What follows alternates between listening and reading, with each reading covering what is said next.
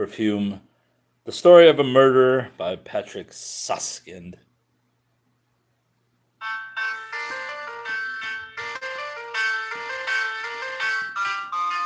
have to play my new theme song on this old busted phone.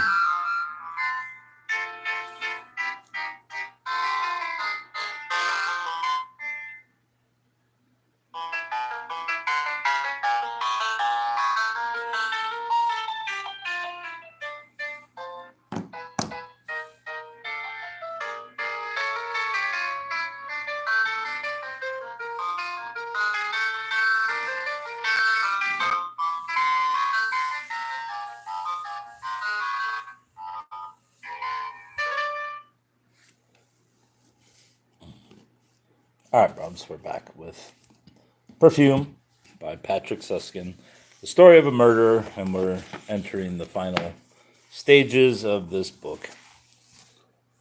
Let's do this. And start, I guess it's chapter 59 or section 59 or whatever you want to call it.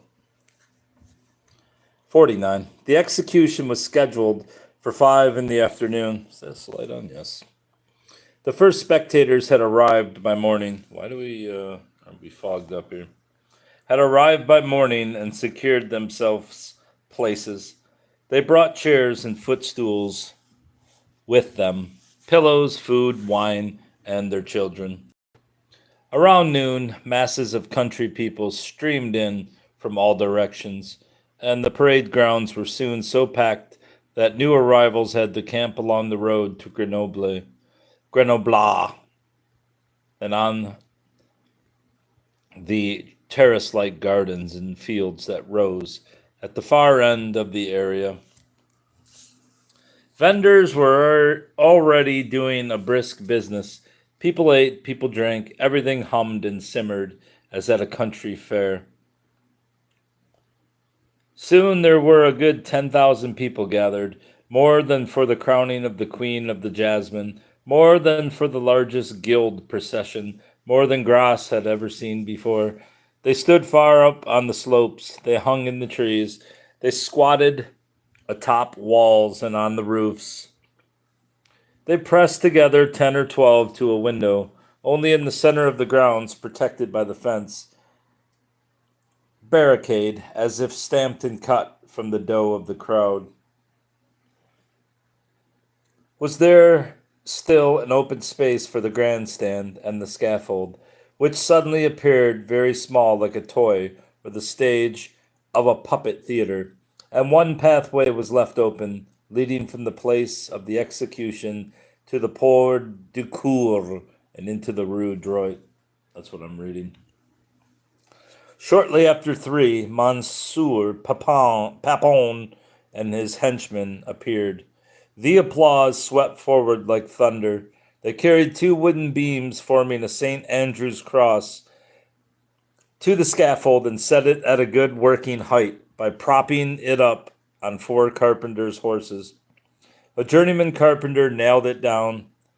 Every move, every gesture of the deputy, executioners, and the carpenter was greeted by the crowd's applause, and when Papon stepped forward with his iron rod, walked around the cross, measuring his steps, striking an imaginary blow now on one side, now on the other, there was an eruption of downright jubilation. At 4, the grandstand began to fill. There were many fine folk to admire, rich gentlemen with lackeys and fine manners, beautiful women, big hats, shimmering clothes. The whole of the nobility from both town and country was on hand. The gentlemen of the council appeared in closed rank, the 2 councils at their head. Ricius was dressed in black, with black stockings and a black hat. Behind the council, the magistrates marched in, led by the presiding judge of the court. Last of all, in an open sedan chair came the bishop, wearing gleaming purple vestments and a little green hat. Whoever still had his cap on doffed it now, to be sure. This was awe-inspiring. Then nothing happened for about 10 minutes. The lords and ladies had taken their places. The common folk waited impassively. No one was eating now. They all waited. Pepin and his henchmen stood on the scaffold platform, as if they too had been nailed down. The sun hung large and yellow over the Esterel. From the valley of Grasse, a warm wind came up, bearing with it the scent of orange blossoms. It was very warm and almost implausibly still.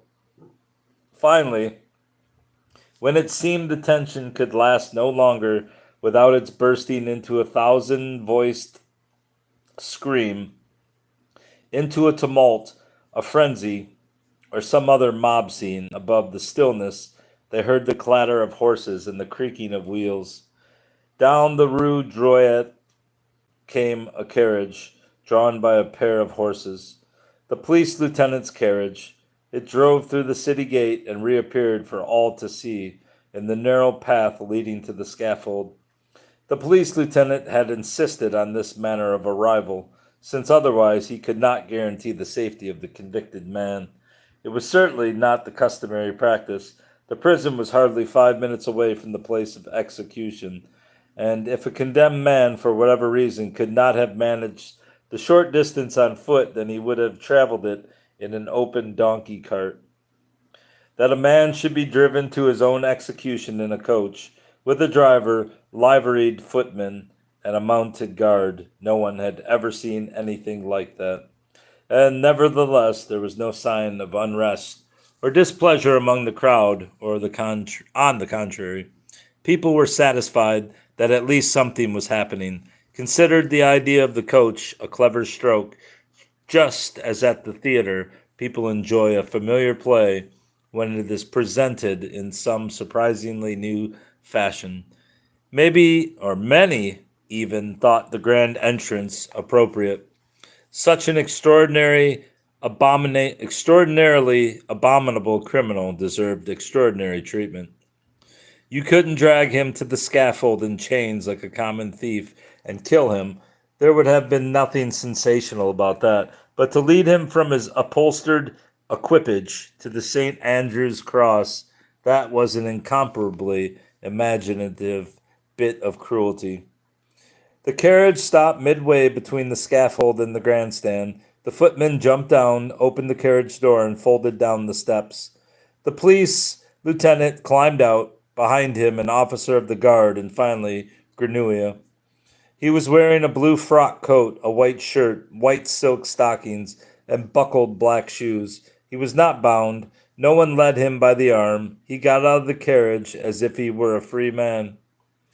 And then a miracle occurred, or something very like a miracle, or at least something so incomprehensible, so unprecedented, and so unbelievable that everyone who witnessed it would have called it a miracle afterwards if they had taken the notion to speak of it at all, which was not the case, since afterwards every single one of them was ashamed to have had any part in it whatever. What happened was that from one moment to the next, the 10,000 people on the parade grounds and on the slopes surrounding it felt themselves infused with the unshakable belief that the man in the blue frock coat who had just climbed out of the carriage could not possibly be a murderer. Not that they doubted his identity. The man standing there was the same one whom they had seen just a few days before at the window of the provost's court on the church square, and whom, had they been able to get their hands on him, they would have lynched with savage hatred. The same one who only 2 days before had been lawfully condemned on the basis of overwhelming evidence and his own confession, the same one whose slaughter at the hands of the executioner they had eagerly awaited only a few minutes before. It was he, no doubt of it, and yet it was not he either. It could not be he. He could not be a murderer. The man who stood at the scaffold was innocence personified. All of them. From the bishop to the lemonade vendor, from the marquis to the little washerwoman, from the presiding judge to the street urchin, knew it in a flash. Pepin knew it too, and his great hand, still clutching the iron rod, trembled. All at once his strong arms were as weak, his knees as wobbly, his heart as anxious as a child's. He would not be able to lift that rod, would never in his life have the strength to lift it against this little innocent man. Oh, he dreaded the moment when they would lead him forward. He tottered, had to prop himself up with his death dealing rod to keep from sinking feebly to his knees. The great mighty Pepin. The 10,000 men and women, children and patriarchs assembled there felt no different. They grew weak as young maidens who have succumbed to the charms of a lover. They were overcome by a powerful sense of goodwill, of tenderness, of crazy, childish infatuation. Yes, God helped them, of love for this little homicidal man, and they were unable, unwilling to do anything about it. It was like a fit of weeping you cannot fight down, like tears that have been held back too long and rise up from deep within you, dissolving whatever resists them, liquefying it, and flushing it away. These people were now pure liquid, their spirits and minds were melted, nothing was left but an amorphous fluid, and all they could feel was their hearts floating and sloshing about within them. And they laid those hearts, each man, each woman, in the hands of the little man in the blue frock coat. For better or worse, they loved him. Granouilla had been standing at the open carriage door for several minutes now, not moving at all. The footman, next to him, had sunk to his knees and sank farther still until achieving the fully prostrate position customary in the Orient before a sultan or Allah. And even in this posture, he still quivered and swayed, trying to sink even farther, to lie flat upon the earth, to lie within it, under it. He wanted to sink to the opposite side of the world out of pure subservience. The officer of the guard and the police lieutenant, doughty fellows both, whose duty it was now to lead the condemned man to the scaffold and hand him over to his executioner, could no longer manage anything like a coordinated action. They wept and removed their hats, put them back on, cast themselves to the ground, fell into each other's arms, withdrew again, flapped their arms absurdly in the air, wrung their hands, twitched and grimaced like victims of the St. Vitus's dance. The noble personages, being somewhat farther away, abandoned themselves to their emotions with hardly more discretion. Each gave free rein to the urges of his or her heart. There were women who, with one look at Granouilla, thrust their fists into their laps and sighed with bliss, and others who, in their burning desire for this splendid young man, for so he appeared to them, fainted dead away without further ado. There were gentlemen who kept springing up and sitting down and leaping up again, snorting vigorously and grasping the hilts of their words as if to draw them, and then when they did, each thrusting his blade back in so that it rattled and clattered. And others who cast their eyes mutely to heaven and clenched their hands in prayer. And there was Monsignor, the bishop, who, as if he had been taken ill, slumped forward and banged his forehead against against his knees, sending his little green hat rolling, when in fact he was not ill at all, but rather the first time in his life basking in religious rapture. For a miracle had occurred before their very eyes. The Lord God had personally stayed the executioner's hand by disclosing as an angel the very man who had for all the world appeared a murderer. Oh, that such a thing had happened here in the 18th century. How great was the Lord, and how small and petty was he himself who had spoken his anathema, without himself believing it, merely to pacify the populace. Oh, what presumption! Oh, what lack of faith! And now the Lord had performed a miracle. Oh, what splendid humiliation! What sweet abasement! What grace to be a bishop, thus chastised by God! Meanwhile, the masses on the other side of the barricade were giving themselves over ever more shamelessly to the uncanny rush of emotion their Granuia's appearance had unleashed. Those who at the start had merely felt sympathy and compassion were now filled with naked, insatiable desire, and those who had at first admired and desired were now driven to ecstasy. They all regarded the man in the blue frock coat as the most handsome, attractive, and perfect creature they could imagine. To the nuns, he appeared to be the Savior in person. To the Satanists, as the shining Lord of darkness. To those who were citizens of the Enlightenment, as the highest principle. To young maidens, as a fairy tale prince. To men, as their ideal image of themselves. And they all felt as if they had seen through them at their most vulnerable point, grasped them, touched their erotic core. It was as if the man had 10,000 invisible hands and had laid a hand on the genitals of 10,000 people surrounding him and fondled them in just the way that each of them, whether man or woman, desired in his or her most secret fantasies.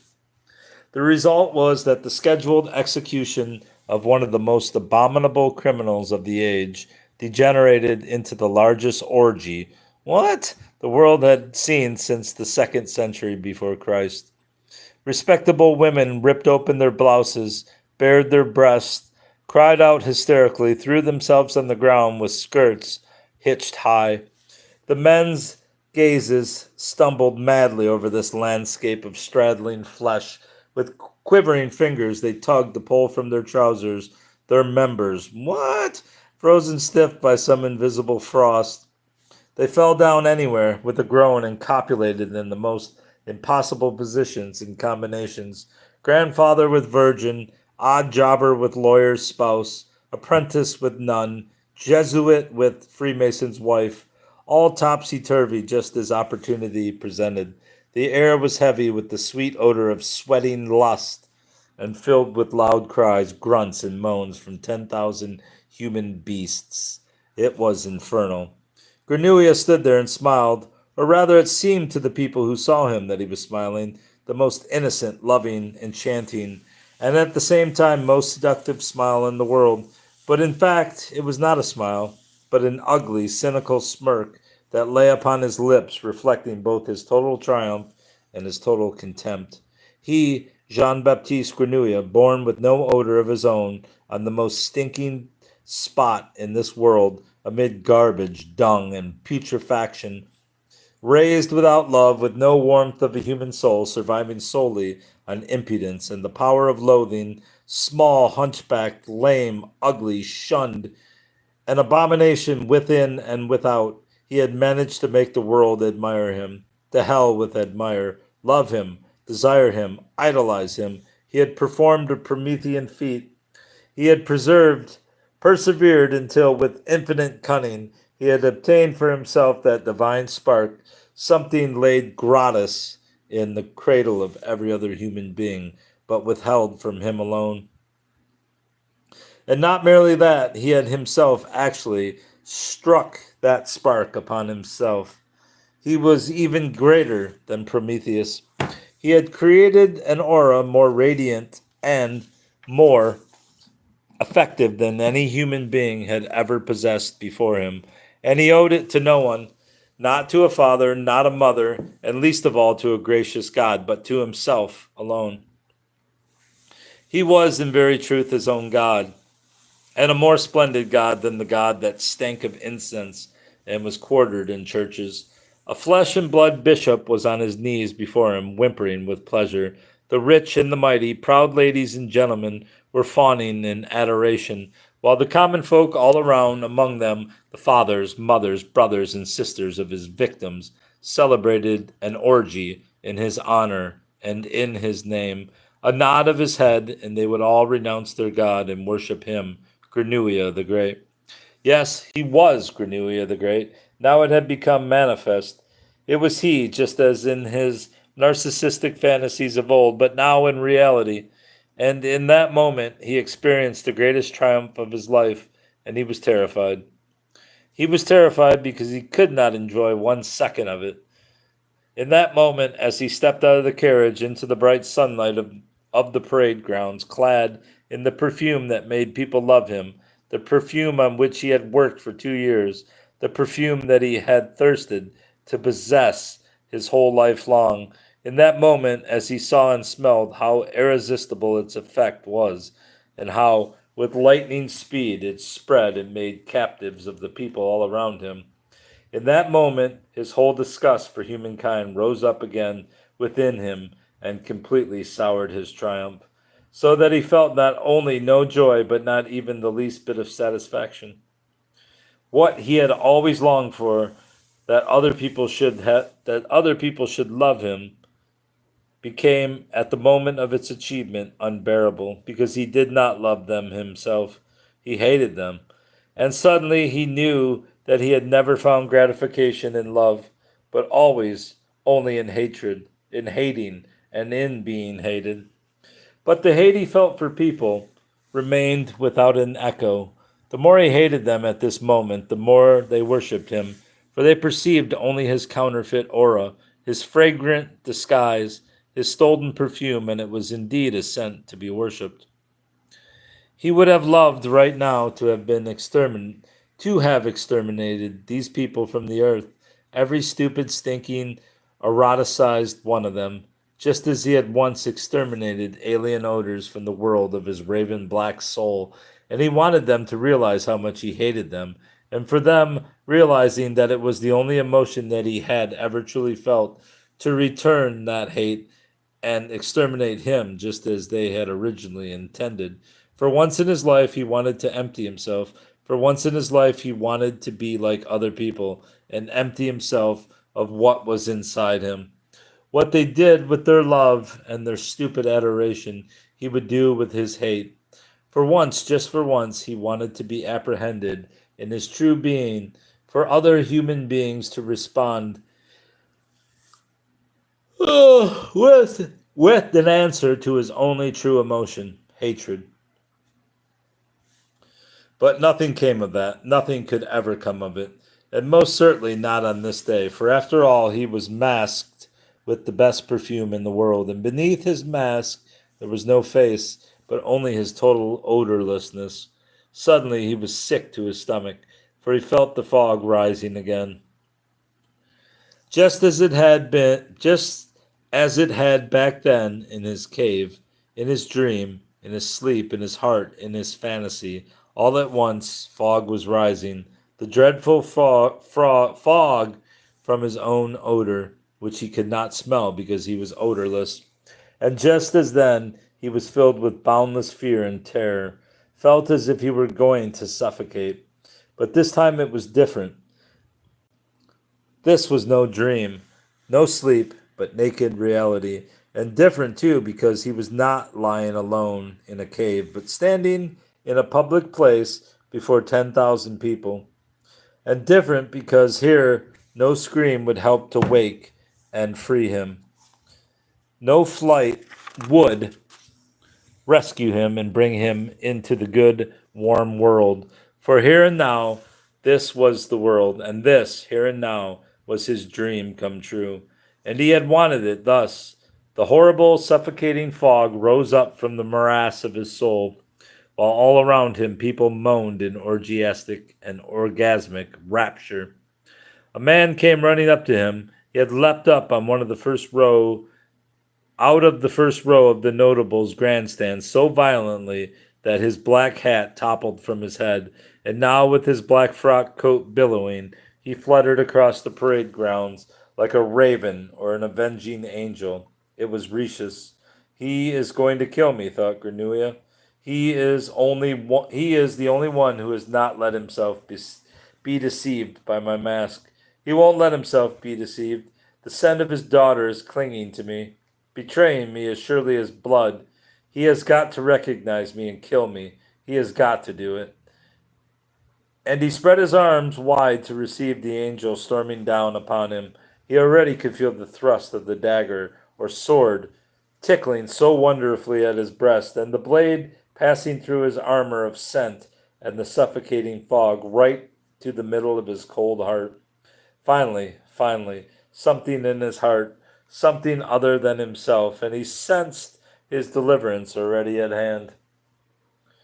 And then suddenly there was Rishis at his breast, no avenging angel, but a shaken, pitiably sobbing Rishis, who threw his arms around him, clutching him very tight, as if he could find no other footing in a sea of bliss.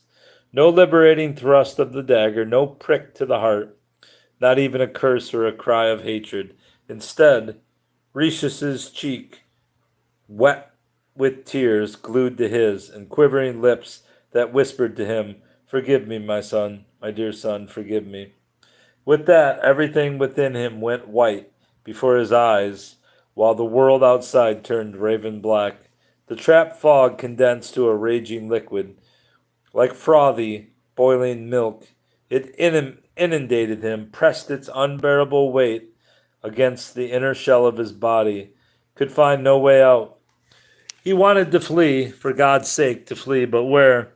He wanted to burst, to explode, to keep from suffocating on himself.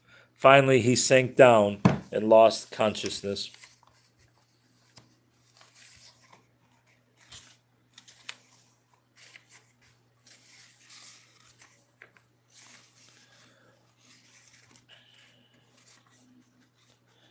Do I keep reading?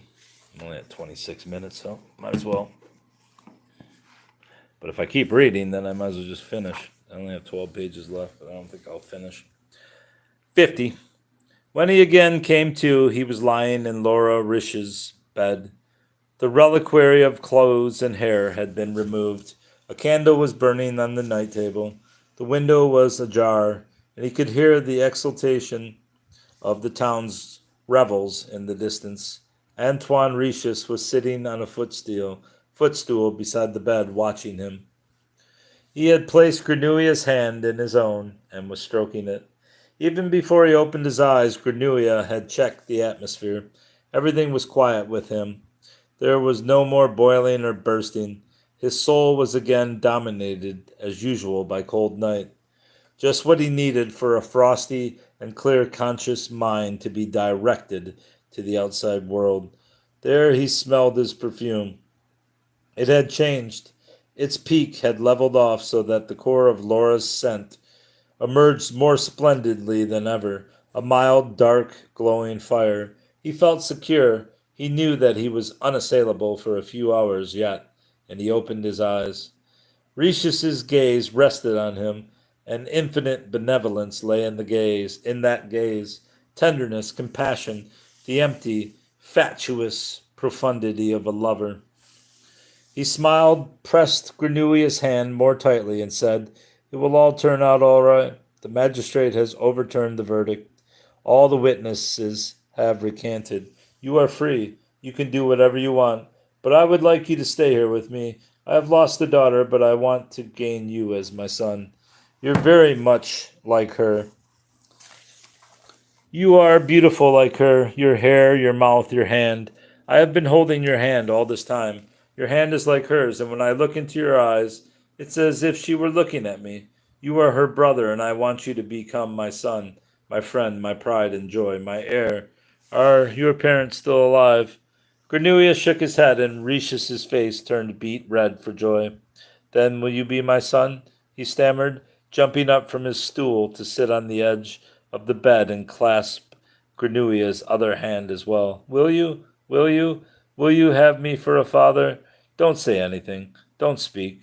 You are still too weak to talk. Just nod." Grenouille nodded, and joy erupted from Rishis's every pore like scarlet sweat, and he bent down to Grenouille and kissed him on the mouth. "Sleep now, my dear son," he said, standing back up again. "I will keep watch over you until you have fallen asleep." And after he had ordered him in mute bliss for a long time, "You have made me very, very happy." Grenouille pulled the corners of his mouth apart, the way he had noticed people do when they smile. Then he closed his eyes. He waited a while before letting his respiration grow easy and deep like a sleeper's. He could feel Rishis's loving gaze on his face. At one point he felt Rishis's bending forward again to kiss him, but then refraining for fear of waking him. Finally the candle was blown out, and Rishis's slipped on tiptoe from the room.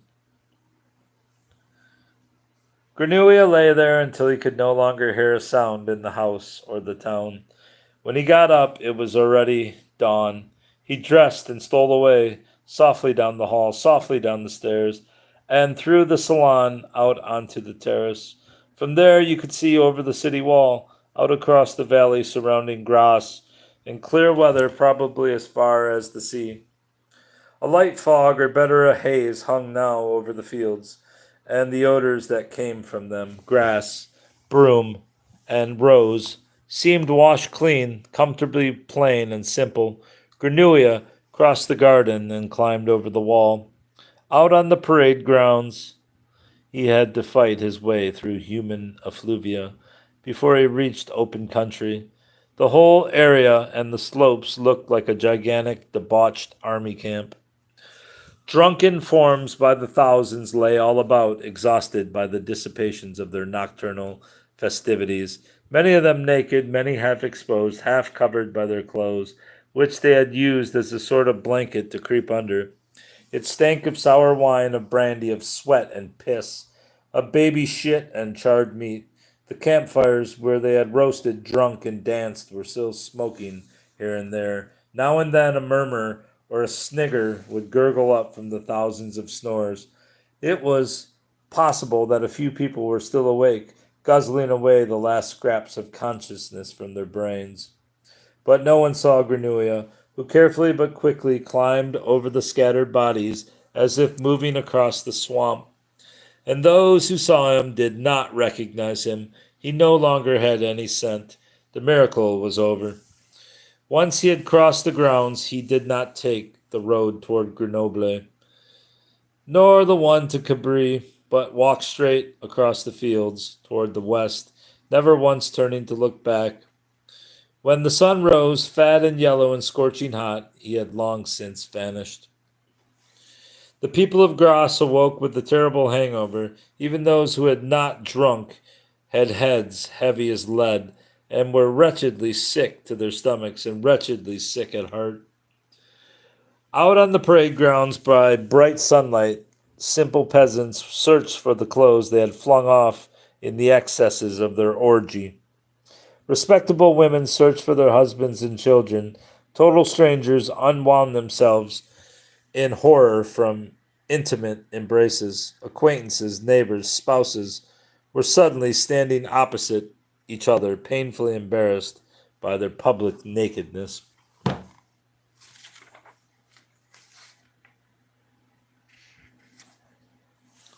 For many of them, the experience was so ghastly, so completely inexplicable and incompatible with their genuine moral precepts, that they had literally erased it from their memories the moment it happened, and as a result truly could not recall any of it later.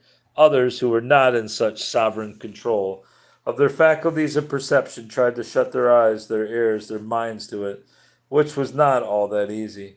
For the shame of it was too obvious and too universal. As soon as someone had found his effects and his kin, he beat as hasty and inconspicuous a retreat as possible. By noon, the grounds were as good as swept clean. The townspeople did not emerge from their houses until evening, if at all, to pursue their most pressing errands. Their greetings when they met were of the most cursory sort. They made nothing but small talk. Not a word was said about the events of the morning and the previous night. They were as modest now as they had been uninhabited and brash yesterday, and they were all like that, for they were all guilty. Never was there greater harmony among the citizens of Grasse than on that day. People lived packed in cotton. People lived packed in cotton. The fuck does that mean? People lived packed in cotton. All right. Of course, many of them, because of the offices they held, were forced to deal directly with what had happened.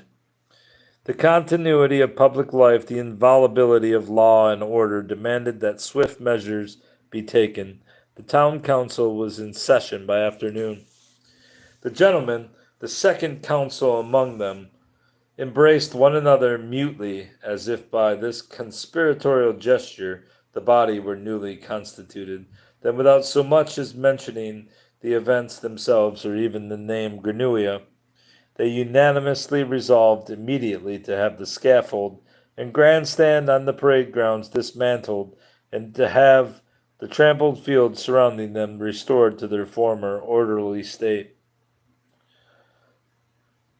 For this purpose, 160 livres were appropriated.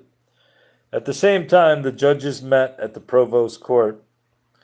The magistrates agreed without debate to regard the case of G as settled, to close the files, to place them in the archives without registry, and to open new proceedings against the thus far unidentified murderer of 25 maidens in the region around Grasse.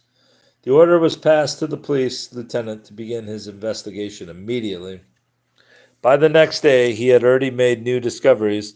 On the basis of incontrovertible evidence, he arrested Dominique Drouot, maitre parfumeur, in the Rue de la Louvre, since, after all, it was in his cabin that the clothes and hair of all the victims had been found. The judges were not deceived by the lies he told. At first, after 14 hours of torture, he confessed everything and even begged to be executed as soon as possible, which wish was granted and the execution set for the following day. They strung him up by the gray light of dawn, without any fuss, without scaffold or grandstand, with only the hangman, a magistrate of the court, a doctor, and a priest in attendance. Once death had occurred, had been verified and duly recorded, the body was promptly buried. With that, the case was closed. The town had forgotten, in any event, forgotten it so totally that travelers who passed through in the days that followed and casually inquired about Grasse's infamous murderer of young maidens found not a single sane person who could give them any information. Only a few fools from the Charité, notorious lunatics, babbled something or other about a great feast on the Place du Cours, on account of which they had been forced to vacate their rooms. And soon life had returned completely to normal. People worked hard and slept well and went about their business and behaved decently. Water gushed, as it always had, from the fountains and wells, sending muck floating down the streets. Once again the town clung shabbily but proudly to its slopes above the fertile basin. The sun shone warmly. Soon it was May. They harvested roses. And that's the end of part 3. And we have just a short more bit to read, but I will save that for tomorrow. It's literally, 5 pages? Maybe I will read it tonight, but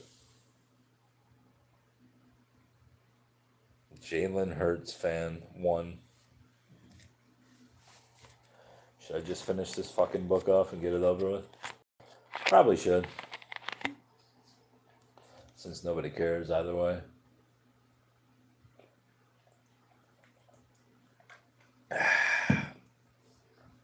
Alright, let's see if we can get part 4 in here too.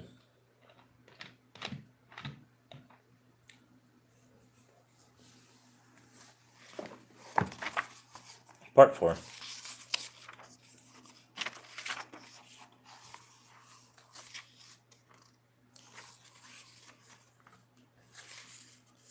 Yeah, we gotta read the rest of this. This is stupid not to finish.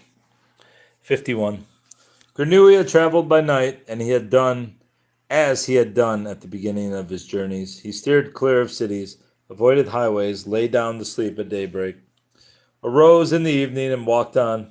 He fed on whatever he found on the way: grasses, mushrooms, flowers, dead birds, worms. He marched through the province. South of Orange, he crossed the Rhone in a stolen boat, followed the Ardici deep into the Savannas, and then the Allier northwards. The Allier? Allier? I'm not sure how you say it. In the Auvergne, he drew close to the Plum du Cantel. He saw it lying to the west, huge and silver gray in the moonlight, and he smelled the cool wind that came from it. But he felt no urge to visit it. He no longer yearned for his life in the cave. He had experienced that life once, and it had proved unlivable, just as bad his other experience, just as had his other experience, life among human beings. He was suffocated by both worlds. He no longer wanted to live at all. He wanted to go to Paris and die. That was what he wanted. From time to time, he reached in his pocket and closed his hand around the little glass flagon of his perfume. The bottle was still almost full. He had used only a drop of it for his performance in Grasse. There was enough left to enslave the whole world. If he wanted, he could be ferreted feted in Paris not by tens of thousands, but by hundreds of thousands of people, or could walk out to Versailles and have the king kiss his feet, write the Pope a perfumed letter, and reveal himself as the new Messiah. Be anointed in Notre Dame as his supreme emperor before kings and emperors, or even as God come to earth. If there was such a thing as God himself, God having himself anointed. He could do all that if only he wanted to. He possessed the power. He held it in his hand, a power stronger than the power of money or the power of terror or the power of death, the invincible power to command the love of mankind. There was only one thing that power could not do. It could not make him able to smell himself. And though his perfume might allow him to appear before the world as a god, if he could not smell himself, and thus never know who he was, to hell with it, with the world, with himself, with his perfume. The hand that had grasped the flagon was fragrant with a faint scent, and when he put it to his nose and sniffed, he grew wistful and forgot to walk on, and stood there smelling. No one knows how good this perfume really is, he thought. No one knows how well made it is. Other people are merely conquered. Coquetted? No. Other people are merely conquered by its effect, don't even know that it's a perfume that's working on them, enslaving them. The only one who had ever recognized it for its true beauty is me, because I created it myself. And at the same time, I'm the only one that it cannot enslave. I am the only person for whom it is meaningless. And on another occasion, he was already in Burgundy when I was standing there at the wall before the garden where the red-headed girl was playing, and her scent came floating down to me, or better, the promise of her scent, for the scent she would carry later did not even exist yet. Maybe what I felt that day is like what the people on the parade grounds felt when I flooded them with my perfume. But then he cast the thought aside. No, it was something else, because I knew that I desired the scent, not the girl. But those people believed that they desired me, and what they really desired remained a mystery to them. Then he thought no more, for thinking was not his strong point. And then, too, he was already in the Orleanais. Orleanais? Orleanais. He crossed the Loire. He crossed the Loire, I'll call it, at Sully. The next day he had the odor of Paris in his nose. On June 25th, 1766, at 6 in the morning, he entered the city via the Rue Saint Jacques. It turned out to be a hot day, the hottest of the year thus far. The thousands of odors and stenches oozed out as if from thousands of festering boils. Not a breeze stirred. The vegetables in the market stalls shriveled up. Meat and fish rotted. Tainted air hung in the narrow streets. Even the river seemed to have stopped flowing, to have stagnated. It stank. It was a day like the one on which Grenouille was born. He walked across the Pont Neuf to the right bank, and then down to La Halles and the cemetery. the Cemetery des Innocents. He sat down in the arcades of the Charnel house, bordering the Rue aux Fers. Before him lay the cemetery grounds like a cratered battlefield, burrowed and ditched and trenched with grave, sown with skulls and bones, not a tree, bush, or blade of grass, a garbage dump of death. Not a soul was to be seen. The stench of corpses was so heavy that even the gravediggers had retreated. Only after the sun had gone down did they come out again to scoop out holes for the dead by torchlight until late into the night. But then, after midnight, the gravediggers had left by then. The place came alive with all sorts of riffraff thieves, murderers, cutthroats, whores, deserters, young desperadoes. A small campfire was lit for cooking and in the hope of masking the stench. When, when Grenouilla came out of the arcades and mixed in with those people, they at first took no notice of him. He was able to walk up to the fire unchallenged, as if he were one of them. That later helped confirm the view that they must have been dealing with a ghost or an angel or some other supernatural being, because normally they were very touchy about the approach of any stranger. The little man in the blue frock coat, however, had suddenly simply been there, as if he had sprouted out of the ground, and he had a little bottle in his hand that he unstoppered. That was the first thing that any of them could recall, that he had stood there and unstoppered a bottle, and then he had sprinkled himself all over with the contents of the bottle, and all at once he had been bathed in beauty like blazing fire. For a moment they fell back in awe and pure amazement. But in the same instant, they sensed their falling back was more like preparing for a running start, that their awe was turning to desire, their amazement to rapture. They felt themselves drawn to this angel of a man. A frenzied, alluring force came from him, a riptide no human could have resisted, all the less because no human would have wanted to resist it. For what that tide was pulling under and dragging away was the human will itself, straight to him. They had formed a circle around him, 20, 30 people, and their circle grew smaller and smaller. Soon the circle could not contain them all.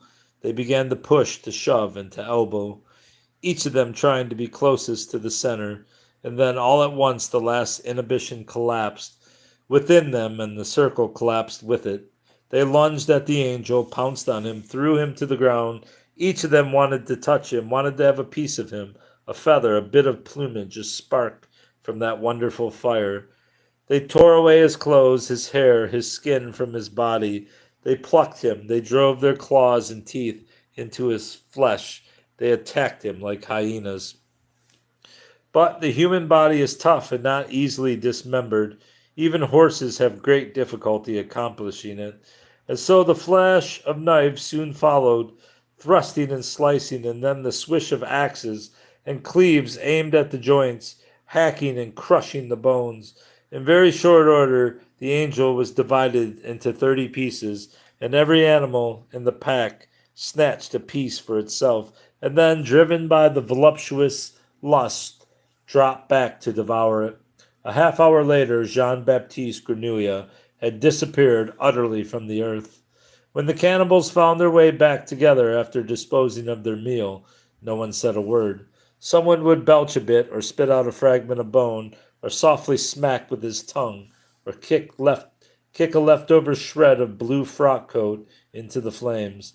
They were all a little embarrassed and afraid to look at one another. They had all, whether man or woman, committed a murder or some other despicable crime at one time or another. But to eat a human being, they would never, so they thought, have been capable of anything that horrible. And they were amazed that it had been so very easy for them, and that, embarrassed as they were, they did not feel the tiniest bite of conscience. On the contrary, through the meal, or though the meal lay rather heavy on their stomachs, their hearts were definitely light. All of a sudden, there were delightful, bright flutterings in their dark souls, and on their faces was a delicate virginal glow of happiness. Perhaps that was why they were shy about looking up and gazing into one another's eyes. When they finally did dare it, at first with stolen glances and then candid ones, they had to smile. They were uncommonly proud. For the first time, they had done something out of love.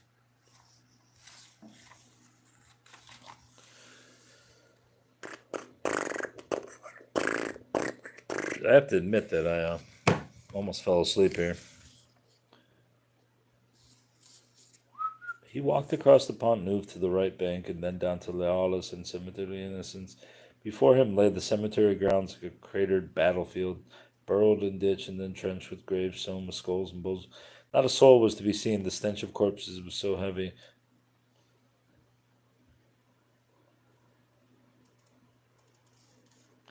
Gurnale came out of the arcades and mixed in with these people. They at first took no notice of him. He was able to walk up to her and challenge, as if he were one of them. The later helped confirm the view of them.